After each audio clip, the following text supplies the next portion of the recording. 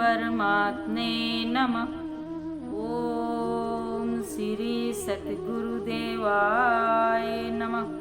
देखो भगवान बता रहे हैं 8वें अध्याय के 10वें श्लोक में, हे अर्जुन, वेद के जानने वाले विद्वान जिस सच्चिदानंद घन रूप परम पद को ओमकार नाम से कहते हैं और आसक्ति रहित यत्नशील महात्मा जन जिसमें प्रवेश करते हैं तथा जिस परम पद को चाहने वाले ब्रह्मचर्य का आचरण करते हैं, उस परम पद को तेरे लिए संक्षेप से कहूँगा।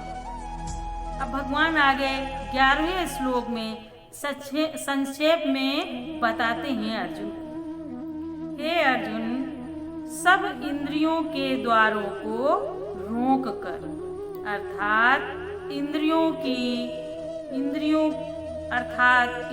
को विषयों से हटाकर तथा मन को हृदय में स्थित करके और अपने प्राण को मस्तक में स्थापन करके योग धारणा में स्थित हुआ। देखो भगवान बता रहे हैं कि योग धारणा में स्थित हुआ।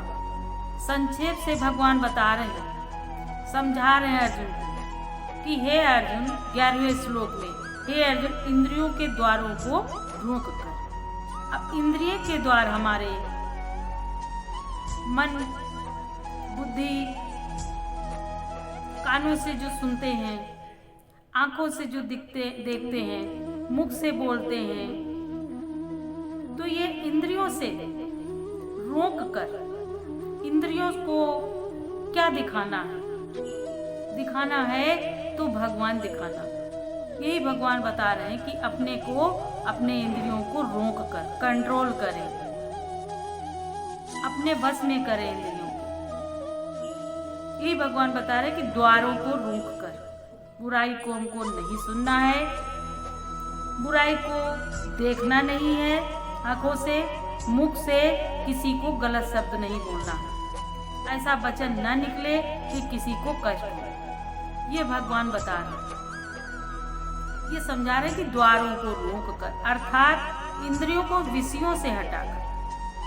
इंद्रियां विषयों में आ जाती हैं, जैसे जिह्वा हमारी खाने पीने में, स्वाद लेने में आ जाती है। आंखों का रस है बुराइयों का देखना, बुराइयों को देख लेते हैं, तो आंखों के द्वारा जब बुराइयों को देखते हैं, उसके द्वारा फिर हमारे अंदर विषय जो है प्रवेश कर जाता है। कानों के द्वारा जब बुराइयों को सुनते हैं, गलत बातों को सुनते हैं, तो कान के द्वारा हमारे अंदर गलत बातों का प्रभाव आ जाता है। मुख के द्वारा जब बोलते हैं, तो यही भगवान बताते हैं कि विषयों से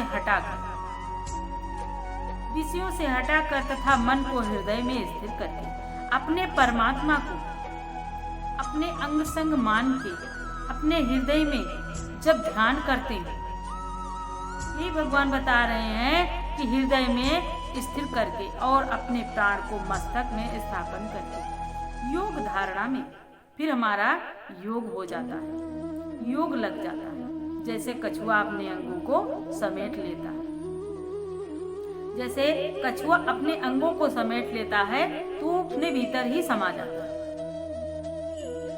बाहर से वो अपने भीतर मुक्ता में चला गया।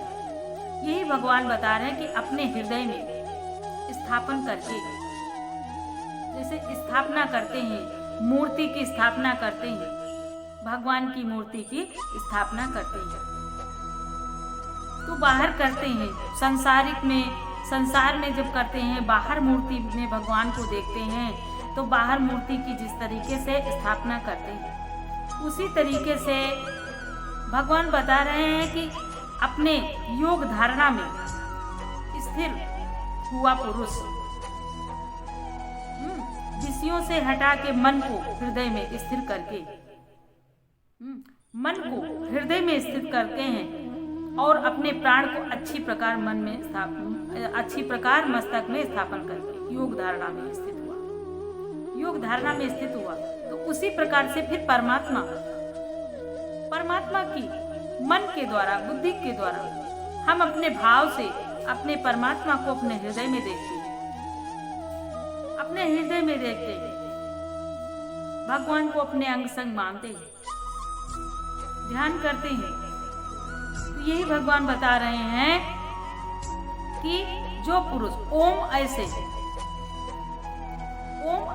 12वें श्लोक में बता रहे हैं, ओम ऐसे एक अक्षर स्वरूप ब्रह्म को उच्चारण करता हुआ और उसके अर्थ स्वरूप मेरे को चिंतन करता हुआ शरीर को त्याग कर जाता है, वह पुरुष परम गति को प्राप्त होता है।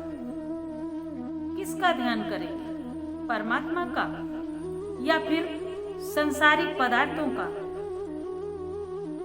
ये भगवान बता रहे हैं, ये गुरु समझाते हैं कि बाहर से अपने अंतःकरण में आए, अंतर्मुखता में आए।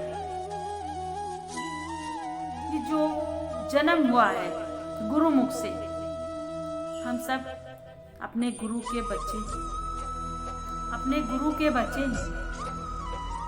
तो गुरुमुख से जन्म हुआ,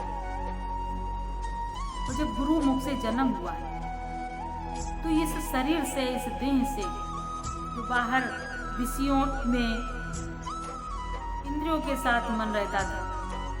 इंद्रियों के मन जो कहता है, मन कहता है, मन के कहे हम चल रहे हैं। तो ये हमारी कमी है, मन के कहे हम नहीं चले, अपने मन को अपने वश में करें, अपने इंद्रियों को अपने बस में करें। ये भगवान बताते हैं, जगाते हैं कि गुरु के वचनों पे चले। संसार में जो दिखता है वो सत्य नहीं है, एक भगवान ही सत्य है, भगवान के सिवा और कुछ सत्य नहीं है। ये समय कैसा भी आए, परिस्थिति कैसी भी आए, ये तो बदलाव होते रहता है, आते रहता है। बहुत अच्छी फसल होती है, लेकिन जब बरसात आती है, आंधी तूफान आता है, फसल तो बहुत अच्छी है, लेकिन बरसात लेके चली जाती है। फिर क्या कहते हैं कि नुकसान हो गया, फसल बहुत अच्छी थी लेकिन कुछ नहीं बचा। तो ये सब भगवान की योग माया है, ये उनकी प्रकृति है, इसलिए सब कुछ उनकी इच्छा से ही होता है और होता रहेगा। जो ईश्वर को मंजूर है वही होगा। मनुष्य को क्या चाहिए, हम सबको, आपको क्या चाहिए? भगवान का मनन, भगवान के नाम का कीर्तन, पठन पाठन, पढ़ें और पढ़ाएं, समझें और समझाएं, गुरु के वचनों पे चलें, क्योंकि तभी हमारा उद्धार होगा, कल्याण होगा, जन्म मरण से छुटकारा हमको तभी मिलेगा। तो एक परमात्मा को यही भगवान बता रहे हैं कि ओम ऐसे इस एक अक्षर स्वरूप ब्रह्म को, ओम शब्द से, वही तो ब्रह्म है, वही तो परमात्मा है। हर शब्द, हर पूजा होती है ओम से शुरू होती है। ओम श्री परमात्मे नमः, ओम श्री दुर्गाय नमः, ओम श्री लक्ष्मी नमः, ओम से ही, ओम श्री हनुमते नमः। हम सब कुछ, हर पूजा ओम श्री गणेशाय नमः, जो भी पूजा शुरू होती है ओम से शुरू होती है, ओम से शुरू होती है। वही भगवान बता रहे हैं कि जो पुरुष ओम ऐसे एक अक्षर स्वरूप ब्रह्म को, वही ब्रह्म है, वही परमात्मा है, वही ब्रह्म है, क्योंकि ओम से सारी सृष्टि है, सब कुछ ओम से ही है। तो वो उच्चारण करता हुआ शरीर को त्याग कर जाता है, उसके अर्थ स्वरूप मेरे को चिंतन करता है, उसके अर्थ स्वरूप मेरे को चिंतन करता हुआ शरीर को त्याग कर जाता है, वह पुरुष परम गति को प्राप्त होता है, परम गति मिलती है। परम गति मिलती है, परम सिद्धि मिलती है, फिर उसको जन्म लेना नहीं पड़ता, वो परमात्मा में मिल जाता है, अपने भगवान को प्राप्त हो जाता है, अपने धाम को चला जाता है। तो मनुष्य शरीर तो मिला ही है उद्धार करने के लिए, अपने कर्मों का लेखा जोखा जो है, हिसाब है, जिससे हिसाब है, उस हिसाब किताब को चुकतू करना है। तो अच्छे से करें, प्रेम से करें, क्योंकि सब में परमात्मा ही है। प्रेम करें और अपने भगवान को हृदय में देखेंगे, मन में सुमिरन करें, हर पल अपने भगवान को अपने अंग संग माने। भगवान ही है, ये उनकी लीला ही चल रही है, क्योंकि भगवान ने बताया है कि जो सत्य और असत्य, सत्य में भी वही हूँ और असत्य में भी मैं ही हूँ। तो दुख में भी परमात्मा है और सुख में भी परमात्मा है, हर पल वही है।